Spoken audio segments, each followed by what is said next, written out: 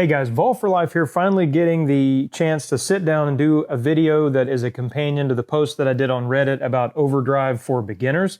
And essentially, I just want to run through those elements of Overdrive. And for people just getting started out or people that are still having some confusion with the game, there really are some key things that you need to understand about that mode of play and things that go into the strategy associated with that mode of play so that you can get better and maybe be less frustrated with that particular mode. That's probably the number one thing that I see from people is just generally being exacerbated with Overdrive and not understanding why this or that happened in a game. And so hopefully this will help clarify some of that. So the number one thing is that Overdrive involves an element of chance. And so no matter what happens, there are the things that you can see, like your overall, for example, which will give you an advantage in the match. Then you have the power of your team. And so the power of your team, if it's higher than your opponent, will give you a plus overall advantage. But there are the things also that you cannot see. And so behind the scenes, for each match, there's going to be a little bit of randomness that's associated with the way things play out in that match. Now, none of these random things are based on how many wins you have or based on, any streak that you've been on or points scored. It really is just for each match a little bit like rolling the dice. And so when you upgrade your team overall and your team power, then that's going to increase the chances that the dice roll goes in your favor. But this is not always going to be the case. And there are sometimes issues where, it feels like you're just getting shut down in a match. But the best thing to do in those situations is see what's working and see what's not working. In some matches, you may not be able to pass the ball well at all. In others, you can throw like crazy. Sometimes it's easier to run. And so sometimes in these cases, you have to kind of play differently depending on what's happening in the match. Deep passes may be clogged up for a little while, but then you can cut the defense up by throwing on shorter plays or out routes, those sorts of things. So you have to look at how the match is playing and understand, too, that there will sometimes be matches that you're absolutely going to have a difficult time winning. There are many of those, too, where I've felt like I've been down and out. I started a match the other day where I was down about 300 points because I got stuck with a spinning football, but was able to still come back and win that particular match. So I don't ever quit the matches when they happen. I just let them play out and then see if I can make adjustments throughout the match, either in the way that I'm using a coach or the way that I'm calling plays or running the ball, to see if I can get something to break free and give me a little bit more of an advantage in that particular match. So number two is that Overdrive does require skill.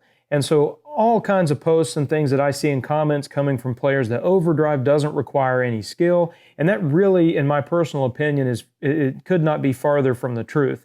Even though there are these random things that occur in each of the matches, you can do things in that match to give yourself the best possibility or best chance of winning that particular match. It is certainly a different type of skill set than what's required for LVL or arena play, but if you don't understand the strategies associated with Overdrive, then you're going to have a really tough time in every single match. And so with Overdrive, the key thing is that you've got to be able to read and understand the defensive coverages just like Overdrive, but the strategy is altered so that you're trying to score as much as you can in that 3-minute time frame.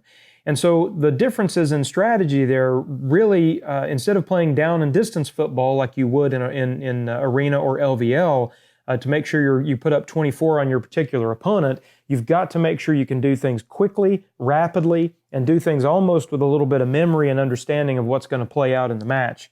And so here are the key skills that I think everyone needs to know. And number one is scheme and coach playbooks. So not only do you need to know the playbook for the particular scheme that you have, and so you can actually get a look at each of these playbooks if you don't have them inside of the scheme info. I like to run spread. So each of these, we can look at these scheme playbooks and we can see these plays and really study them and understand what's happening when we see different defensive coverages. And this is absolutely critical in the game to understand which plays really are useful in Overdrive and which plays really are not the ones you want to start calling in the middle of an Overdrive match. Like for me, some of my favorites inside of the spread playbook, I like read dig, I play trail shake, I do a lot of Z shallow cross. All of those are going to be really helpful. If you're trying to break run, if you're trying to beat run challenges, then one of the best plays in the entire playbook is the option read option play. And that actually is huge in being able to break yardage long enough to actually beat Vrabel, Garrett, or Lynn's tactics when they're thrown at you. Other ones like Wildcat Jet Sweep is probably going to result in you getting tackled in the backfield while playing overdrive. So understanding your scheme playbook and how it plays in the overdrive mode is absolutely critical. The second thing is understanding your specific coach playbook. So each coach gives you the benefit of some additional plays.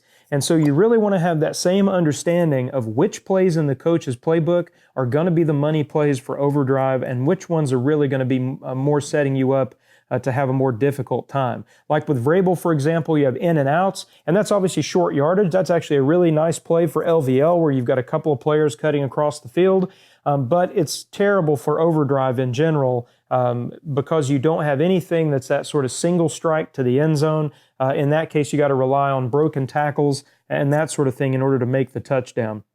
Other thing like his run plays, fullback sting, excellent in LVL to be able to do short yardage and even get 5, 6, 7 yards with the fullback pushing down on the lineman.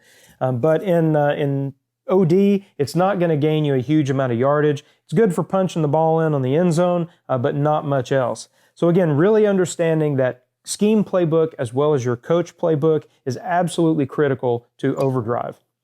The second key point is you got to be able to make fast defensive reads. And so once you call a play, you've got to be able to quickly take a look at that defense and determine whether you're going to be able to take a shot at the end zone, or are you going to have to dump the ball out to a safety valve. And so as you look at these, be paying attention to the defensive configurations that you see in overdrive. In my personal experience, I don't feel like there are as many defensive configurations as you have in like your defensive strategy that you set for LVL. And so if you take a look at these defensive coverages, then that will give you an idea of where you need to go with the ball. For example, Smash is a great play in the spread playbook.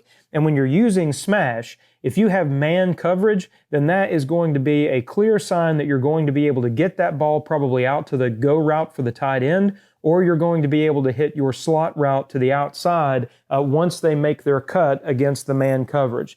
But that's something you need to be able to know within the first 1 to 2 seconds after the snap. Otherwise, those routes are going to start to get blocked up, and you're probably going to have a lot of pressure coming down on the quarterback no matter who you're playing in overdrive. The next big thing is going to be coach and tactics knowledge. So not only do you need to know the playbook associated with them, but you really need to know how to fire off their tactics. And there's a separate part of the wiki that's designated to that I've put together for all the coaches. I still have to do the ones for the new latest releases with the kickoff promo, but there's coach and tactics information in there on my suggestions for how you should fire those and ways to get started with those coaches. But you really have to understand your coach, and we'll talk about it a little bit later, but you need to understand your opponent's coach selection as well in order to maintain a high level of success in overdrive.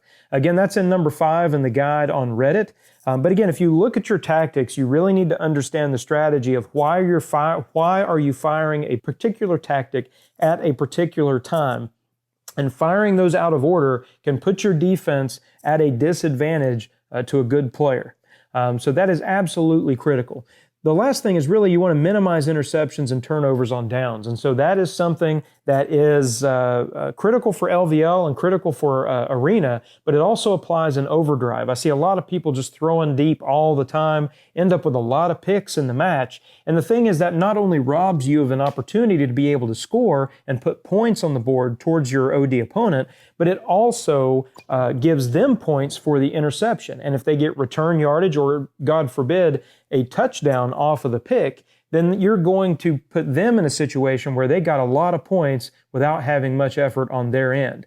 And so you want to minimize those interceptions and turnovers on down. If you see yourself getting in a position where you're starting to get into deep yardage because you took a sack or whatever, take a play that's going to chunk the ball out to at least get the first down, because you're going to get points for the first down. You're going to get points for the yardage that was earned to get the first down, and then you live to put points on the board for that next spot, and you don't lose a complete drive as well as the time required for all the reset stuff to start the new down. So again, minimize those interceptions and minimize the turnovers on downs by making smart throws, obviously, for the minimizing interceptions, which that will come from understanding your playbook, and then minimizing the turnovers turnovers on downs by not being afraid to take that shorter yardage play to make sure you get the first down and keep the drive alive and not give your opponent extra points. So the number 3 main thing is that overall and power absolutely matter. When you're looking at your particular team, it may seem arbitrary, again, with these random things. Why do I need to upgrade power? Why do I need to upgrade the overall? If there are going to be random matches and random settings that get configured, that may make it really difficult for me to win in any given particular match. But again, the key thing with upgrading your overall and your power is really that you're increasing the chances that that dice roll goes in your favor. If your guys are all boosted +5 compared to your opponent, then even if the random adjustments fit into a position where it's helping them a little bit more, your +5 overall is really going to still make it tough for them to be able to make passes. Your man coverage is going to be higher maybe, or your hit power is going to be higher to dislodge the ball on the receptions. So the power is absolutely critical, but sometimes it still takes a lot of matches for you to see that play out. But somebody with a higher overall and higher power team likely is having more overall success in overdrive than someone that does not. Now, if you have all the overall and power in the world and you really stink at using the coaches and don't understand the playbook, then you will also get beat pretty routinely in overdrive. So you still need to keep that strategy stuff in play. But I do also, on that wiki page for the Reddit, in my Overdrive for Beginners guide, there's also a building your team guide that will talk about some of the things that are important when you're looking at building your team, and how do you put that together to be the most optimum for you to be able to win. The fourth thing in the guide is that scheme bonuses are absolutely important. When you look at overdrive, it really is very time sensitive. Everything you do relies on time. When you get hung up on an animation or you call a play and you're having to look at the routes, trying to figure out where you want to go, all those things are counting down that clock and putting you in a situation where you can't score. And so when you look at the overdrive setup on your team, so if we look at my team, and then we look at these down on the bottom of the screen, you'll see where it says spread and it says 10 out of 12 or West Coast 10 out of 12, whatever you have. If you click on the info there, you're going to get the screen that show you the scheme and player bonuses. So on the left, you're going to see the scheme bonuses, and on the right, you're going to see player bonuses. Player bonuses would be once we start getting into players that have boosts for your team, then you're going to see those there and how that's boosting your team. On the left, though, what you see is that if we have 2 players in scheme, we get a half a second taken off of the overdrive timer for our coach. If we go to 3 players, then we're going to get a +12 on team power. When we go to 4 players, we get to an additional half a second taken off of our OD timer. So if we get all the way down to adding 10 players out of 12 that are all in our scheme, then we're going to have a total of -5 seconds off of our overdrive clock, which is going to give us it's going to require less time to be able to get an OD point that then adds up to the number of tactics that we can actually fire. So in the case of Jarvis Landry, for example, who's my spread guy that I use for my captain, when you look at him, he's got a 14-second OD clock that you can see counting down on the bottom. That 14-second clock is one of the shortest for the available captains currently. But if you take the 14 seconds and you subtract off your scheme bonus, well, now it only takes him 9 seconds in order to earn an overdrive point. Now that means that for these coaches, especially the ones that are 17 seconds, I can fire off every single tactic from a coach like Harbaugh, for example, who has 17 points that are required. Any of those coaches, you're going to be able to get off 6 full defensive tactics as well as some of the offensive tactics before the end of the match. And that can be huge. Being able to fire 6 pressures to your opponent not only disrupts their game, but it also gives you an opportunity to earn points off of them failing the challenges.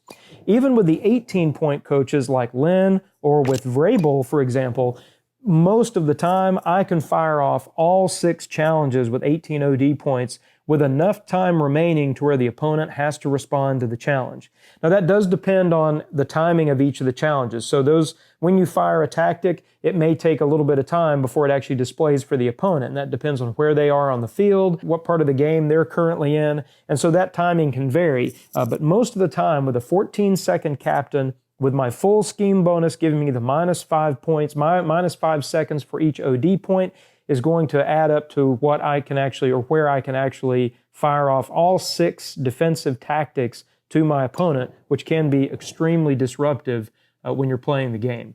Again, I'm going to go back to number 5 and really focus on the coaches and captains. When you know the particular captains, then not only is it the scheme that they're running, but you're going to know how fast is that person going to be able to accrue overdrive points and fire tactics at you. So it can give you an idea of the spacing between each of those. The captains are also going to let you know which playbooks are available to them. So they're potentially going to be running. You may know which plays are the money plays for that particular coach and set your defense up in a way or add boosts in a way that maybe stop those particular plays. But the key thing really is that overdrive timer and understanding how to balance the overdrive timer with your full scheme bonus in order to maximize your success in overdrive. So when we talk about the specific captains in the game, then each captain is going to have a different overdrive clock. Some have 14 seconds, some have 15 seconds. The higher ones have 16 and 17 seconds. But all that is going to add up to how many points you're going to be able to earn in an overdrive match, and that then turns into how many tactics can you fire during the course of that overdrive match. Each of the captains also have a specific challenge that if you meet that challenge, will issue you points for making it. So with Jarvis Landry, who is again my spread captain, if I can do 4 PA type plays, play action type plays, then maxed out I'm going to get 100 points. Now he has a low captain bonus of only 100 points, but he has that low timer of 14 seconds. If you pick a captain that has more points given for their bonus, then it's likely that their bonus is going to be associated with a challenge that is more difficult to obtain in any given match. So usually there's that scaling of longer timers or slower timers are going to be equal to less difficult challenges and less points. But again, you're going to have an increased number of possible overdrive points and tactics you can fire to your opponent. Well, the higher timers or the bigger timers are going to be more difficult challenges and more points if you can hit it, but you're also going to get a reduced number of possible tactics that you can fire against your opponent. Now, when we get back to the coaches, we talked about the playbooks and talked about the tactics, but you really need to understand what these are doing when we talk about the individual coaches. So if we look at Vrabel, for example, we see that he has a series of anti-West Coast, the blue icons, and anti-vertical, the blue icons, and anti-West Coast, the purple icons. Anti-vertical and anti-West Coast tactics always are going to fire run pressures to your opponent. So every one of Vrabel's tactics, defensive tactics that you would fire are going to result in a challenge to your opponent that makes them have to run the ball. If we look at Harbaugh, for example, then you'll see that he has anti-spread, which are the orange, and anti-smash mouth, which are the green. And anti-smash mouth and anti-spread both result in passing challenges to your opponent. So that's a key thing, is to understand with each coach what type of pressure are you not only sending to your opponent, but what type of pressure can you expect to see during the course of the match. Now, if you're playing Vrabel, most people are running vertical, it seems, or West Coast right now, and so making them run the ball can actually be really challenging, so that can be tough for those. If you run into a smash mouth player, then likely the running challenges are not going to be as difficult for them to be able to overcome as the people who typically pass the ball. And so you need to know that, again, based on which pressures you're going to send to the opponent, as well as which ones can you expect to see. You also, again, don't want to fire the tactics randomly. Check out, again, the coach's guide that we have in the wiki. But you want to make sure that you understand how you're firing these. With certain coaches, you may have increased cushion coverage, or you can have, like with Garrett, for example, you have increased protect the sticks. So that's going to protect the first down marker. But each of those are going to change those coverages. So when you go to cushion coverage, the inside of the field is left open. So if you're playing a vertical player throwing deep, cushion coverage can be helpful in stopping them from throwing the ball. If you're playing a smash mouth player and you fire Vrabel's cushion coverage chance, then when that defense backs up, then you've actually opened up the field for them to be able to gash you for pretty big yards in terms of running the ball. And so you have to understand what's happening with the coverage changes and look at the boosts as you go to see what's happening in terms of cornerback boosts, safety boosts, which statistical boosts are you getting, or stat boosts are you getting as you fire off these tactics against your opponent. So another key thing is knowing the timing for the tactics. So depending on when that tactic is fired, And that is going to then set up when the challenge is received. And that depends, like I said, on where the opponent is on the field in their side of the game. And so depending on what happens, it can result in different types of tasks. And so if your opponent is close to the end zone and you fire the anti-smash mouth tactic, then they may get to score a touchdown with a long pass challenge, which could be tough with the playbook of smash mouth. If they're just starting a new drive back on the 40 or the 50, then if they have that long pass challenge, that's going to have then a longer yardage requirement that scales with the level of the coach that you're playing. So pay attention to the timing. Look at when you see like a touchdown. Sometimes I'll wait for some of those to see when I see that a player has scored, and then I'll fire a particular tactic to where I know that it's a higher likelihood that they're going to be in a less convenient position to be able to overcome that particular challenge. So keep an eye on the timing. Pay attention if you match up with some of the really good OD players, then make sure you pay attention to how they fire their tactics. Go back and look at the film and take a look at how did they fire the tactics, when did they fire the tactics, and maybe what did that do to you on the field so that you can get a better understanding of what's happening inside of the game.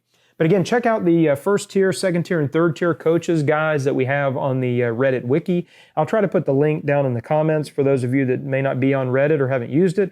But we've actually set up a really nice wiki that you can use.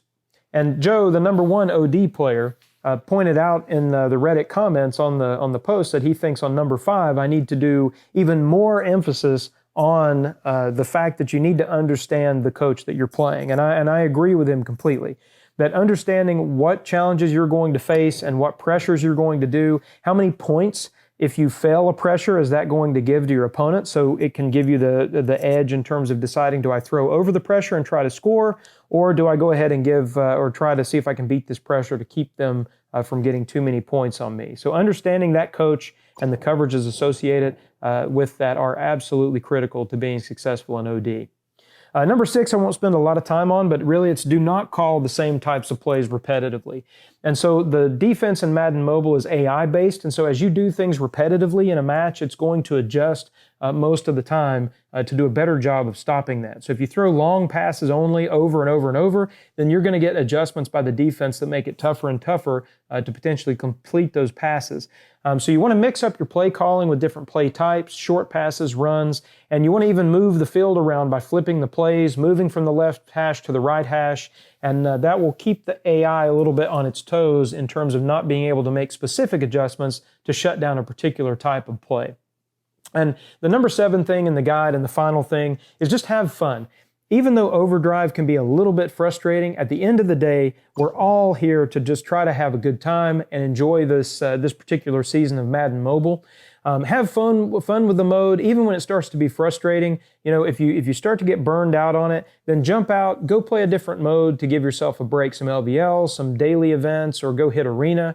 But you don't want it to be an unenjoyable experience. When things get tough or you're taking a loss streak, then jump out and just go play another mode for a little while and then come back to it, and maybe you'll have some more success a little bit later. So my general tips just for having an overall less frustrating overdrive experience are as follows. Don't have unreasonable expectations. You absolutely are going to lose in overdrive. I don't care if you're the best player or the worst player. You just have to expect that you're going to lose, and that is just part of overdrive. The best players are going to have a 65+% win percentage in order to be competitive and stay in those top OD spots. And that just takes a lot of play and practice, understanding the timing on the throws, looking at the coverages and being able to get those off quickly. And it just takes a lot of practice. Number 2 is you want to work your way up to competing for top 100. If you're just getting started, making a run for the top 100 is not likely going to happen, and likely is not going to be feasible for you without a lot of frustration. So start by trying to work your way just up to Hall of Fame, and then slowly try to break into the top 100 grind once you feel like you've got a good grasp of how overdrive operates and all those strategy pieces that I mentioned above. The third thing is sometimes you're going to get matched up with top players. Don't be frustrated that you got matched up with a tough opponent. It could be that the random numbers in their case, they may have a tough match. So use that opportunity though as a chance to potentially take down a big gun, and then go back and look at the game film to see what plays and tactics they're using, what's the order they used, again, what plays did they pick in certain yardage situations. Again, the film may not be perfectly aligned all the time, but you can see the order in which those tactics were fired and see if that fits your play style and maybe something you can work into your routine. And then if you want to eventually make the top 100, you're going to have to learn to hang with those tougher opponents, because as you get up into the higher levels, you're going to hit them more and more frequently. The next thing is don't take more than 3 or 4 losses at a time. I see people that yo-yo dramatically up and down because they really don't know when it's time to stop. If I lose more than 3 or 4 matches, or if I lose 3 or 4 matches in a row, then I quit playing Overdrive for a bit and then I come back later. That's going to minimize your losses and the damage from those losses in terms of your ranking, allow you to cut back on the frustration associated with it, and then come back at a later point where you get maybe a more favorable matchups, or again, the random stuff is just hitting you differently then. But just come back to it, because there's no way that losing 60 to 100K fans in a single play cycle is going to help you make any progress, and it's certainly not going to cut down on the frustration. Next is look for weaknesses. Most teams are not going to be stacked across the board that you play. Some are going to have weaknesses in one spot or the other. Maybe they've got a junk linebacker somewhere. They have a bad cornerback or a bad safety. Look for those weak areas when you're going through the match, and then try to exploit those as you go. And that is going to help you with completing passes, getting runs off appropriately. Maybe you can break a tackle on that bad linebacker easier than you could against their 86 linebacker that you're playing against. The last thing really is if you're chasing top 100 and a specific rank is not your goal. So if you're not going for just to be like the number 10 player, then only play the minimum number of matches that you need to get the number of fans that you need to stick in the top 100.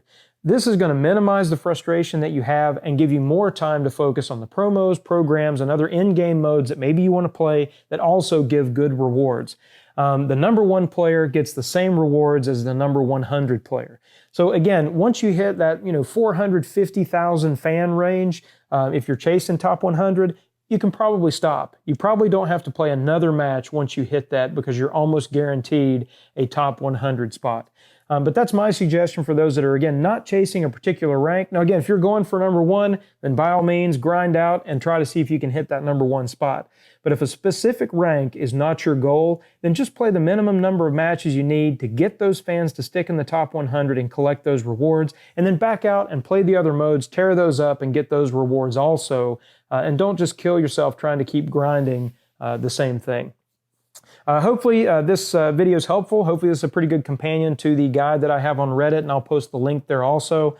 And again, I'll have the link to the Reddit wiki in the comments of the video page. Check it out. The guys, the mods on Reddit, we have all done, I think, a really good job in putting that wiki together. If there's anything that you guys see that you think we need to add or that could be helpful, post in the comments on this video, or drop me or any of the other mods on the Reddit site a DM and let us know what we can make better.